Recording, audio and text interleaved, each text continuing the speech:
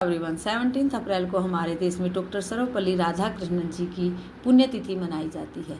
उनकी 17 अप्रैल 1975 में उनकी मृत्यु हुई थी। इस दिन हम बच्चों को बताएंगे कि पुण्यतिथि क्या होती है, जो देश के लिए अच्छे अच्छे कार्य करते हैं और उनके चले जाने के बाद जब वो जिस दिन उनकी मृत्यु होती है उस दिन जब पूरा देश उनको याद करता है, उनके कार्यों को याद करता है, तो वह उनकी पुण्यतिथि है। हर परिवार में हर पूर्वज की पुण्यतिथि मनाई जाती है, लेकिन वो उनका परिवार मनाता है। लेकिन जो अच्छे अच्छे कार्य करते हैं देश के लिए, उनकी पुण्यतिथि, उनकी जयंती हर पूरा देश मनाता है। तो ये हमारे देश के प्रथम उपराष्ट्रपति रहे, द्वितीय राष्ट्रपति के पद पर उन्होंने कार्य किया और बहुत अच्छे से इन्होंने अपना कार्यभार संभाला।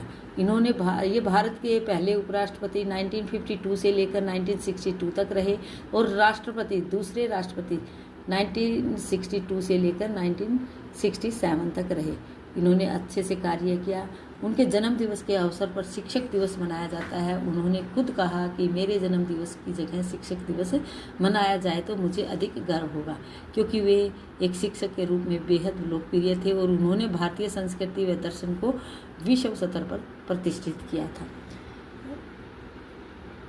वे मैसूर और कलकत्ता विश्वविद्यालयों में दर्शन शास्त्र के प्रोफेसर थे और उन्होंने ऑक्सफोर्ड विश्वविद्यालय में भी पढ़ाया। वे बनारस हिंदू विश्वविद्यालय में के कुलपति भी रहे।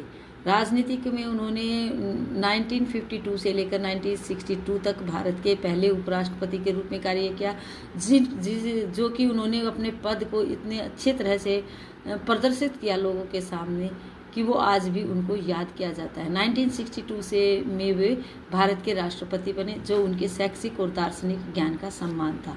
जब वे राष्ट्रपति बने, कुछ छात्रों ने उनको कहा कि आपका जन्मदिन मनाने की इच्छा जताई उन्होंने कि हम आपका जन्मदिन मनाना चाहते हैं, जिस पर उन्होंने कहा कि मेरे जन्मदिन को मनाने की बजाय यदि 5 सितंबर को शिक्षक दिवस के रूप में मनाया जाएगा तो मुझे अच्छा लगेगा। उनके कहने से हर साल आज भी हर साल 5 सितंबर को शिक्षक दिवस मनाया जाता है। उन्होंने 1954 में भारत के सर्वोच्च नागरिक सम्मान भारत रत्न से सम्मानित किया गया। उन्होंने तुलनात्मक धर्म और दर्शन पर कई महत्वपूर्ण पुस्तकें लिखी। वे सादगी और ज्ञान के प्रतीक थे और उन्होंने हमेशा शिक्षा के महत्व पर जोर दिया। आज हम बच्चों को जो वर्क करवाएंगे उसमें हम A for apple, A letter की पहचान बच्चों को करवाएंगे। ए फॉर ए साउंड बताने की कोशिश करेंगे। ए फॉर एप्पल जो हम पढ़ाते हैं वो साउंड पढ़ाते हैं, हम बच्चों को बताएंगे। जैसे कि A for ant, A for aero, इस तरह हम जो ए से बनने वाले वर्ड हैं वो बच्चों को बताएंगे। ए फॉर एप्पल की पहचान